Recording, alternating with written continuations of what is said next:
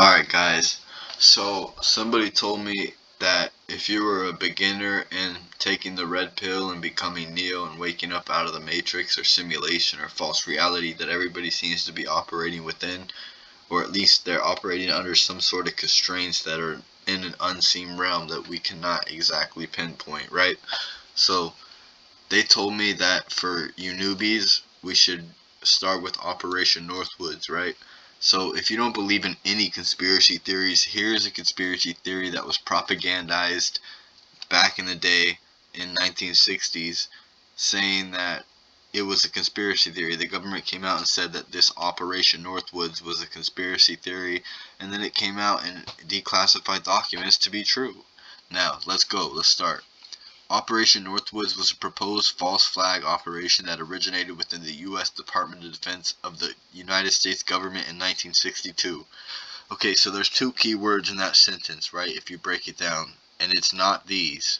It's this false flag and U.S. Department of Defense, right? When you start making connections, you want to make connections between things that are contradictory to what you would ever expect to be.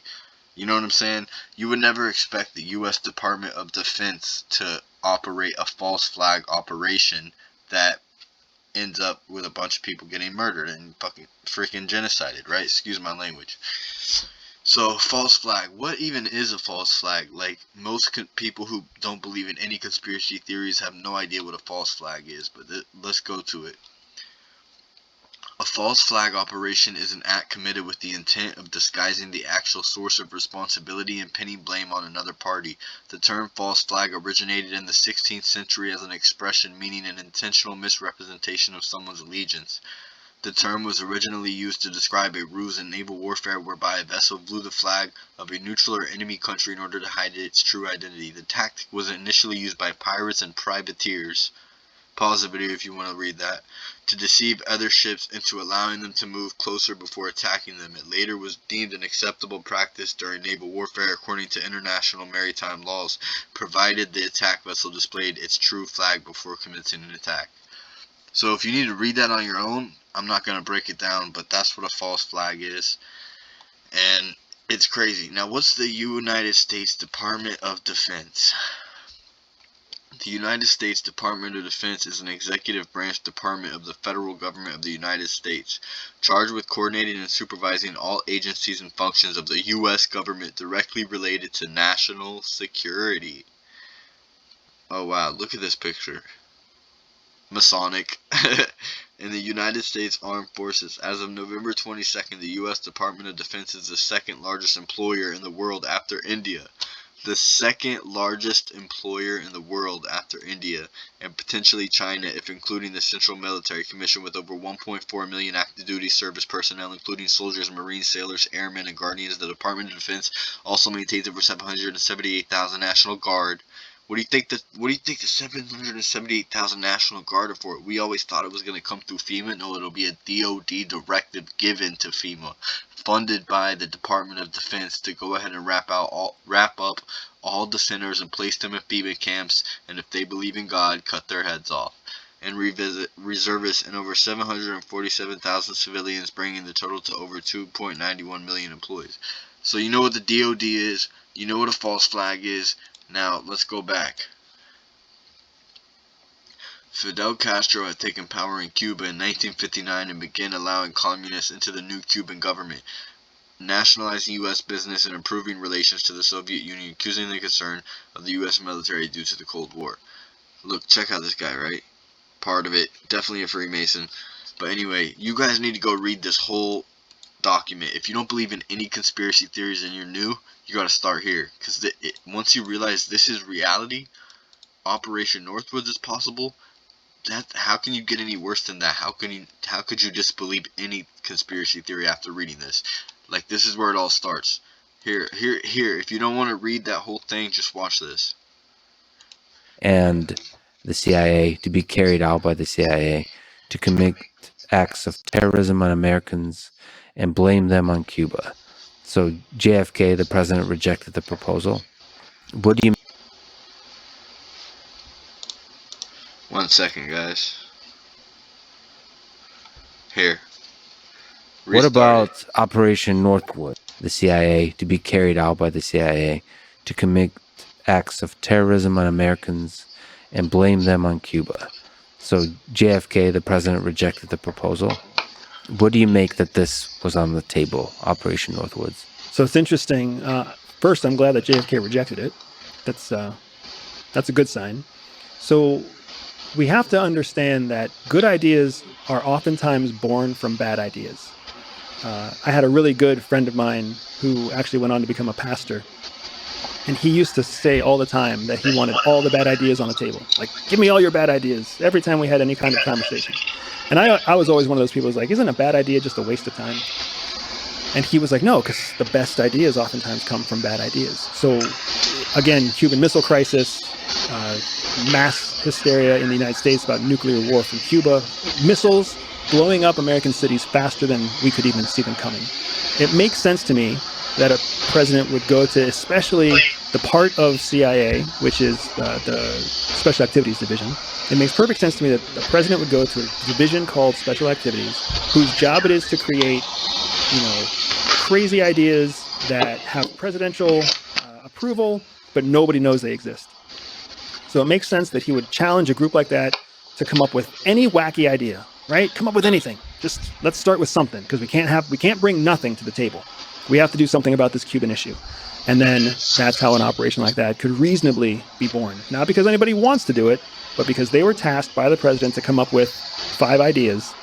And So there you go, a guy that works for the CIA trying to cover the tracks and trying to make it seem a lot less pessimistic and make the situation feel more optimistic and positive to the listener.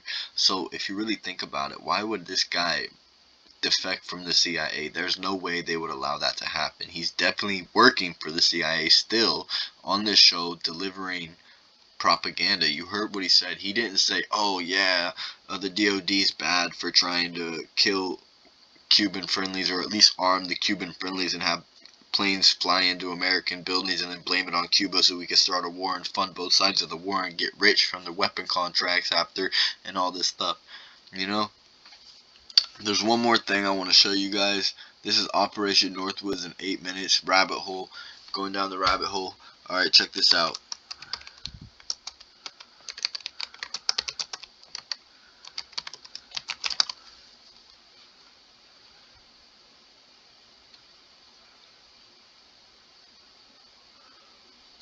Look, let's go to Reuters. Nobody trusts Reuters, right?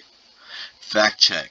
If this website fact checks something, like they fact checked everything during the pandemic that was later revealed to be true and declassified information.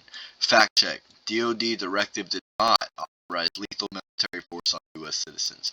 So basically, if you go to Reuters, you should read it like this.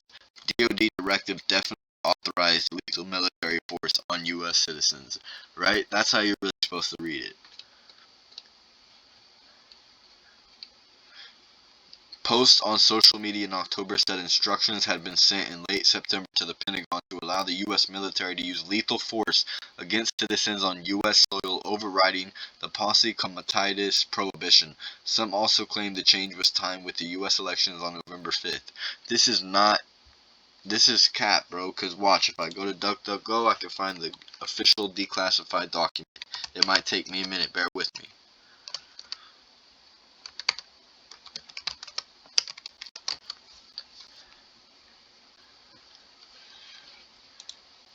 If you want to search online without getting tracked by as many people, you can go ahead and go to DuckDuckGo.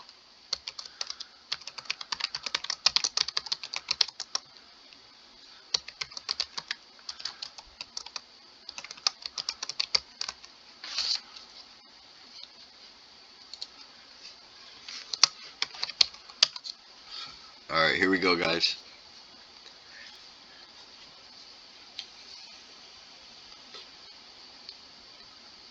All you see, usually when they pay all the fact checkers to be at the top, it's a very important issue that they're lying about. So, look, more results. I'm gonna find it.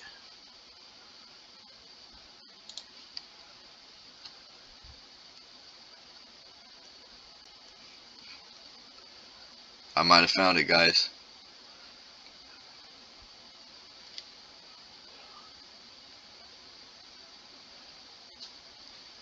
Defense intelligence components may provide personnel to assist a federal department or agency when lives are in danger in response to a request for such assistance, in accordance with the following approval authorities. They'll get all that. DoD response to chemical, biological, radiological, nuclear, and high-yield explosive incidents. This just passed in the Senate, guys. Why is the DoD passing this? DoD response to chemical, biological, radiological, nuclear, and high-yield explosive incidents. They're preparing for the total collapse of the global atmosphere, and then they're going to reconstruct a new world order in the image of Lucifer, and then it's going to be insane. It's going to be a utopia at first, and then they're going to start putting chips on people's heads, and they might already have chips, bro. People might already be walking around with the mark of the beast as we speak. You better pray that I'm crazy, you know? TSA may soon collect biometric data at airports from all travelers, no exemptions. Well, there goes that. The U.S. military, for the record, is expressly prohibited from engaging domestically with the citizens with very specific and narrow exceptions.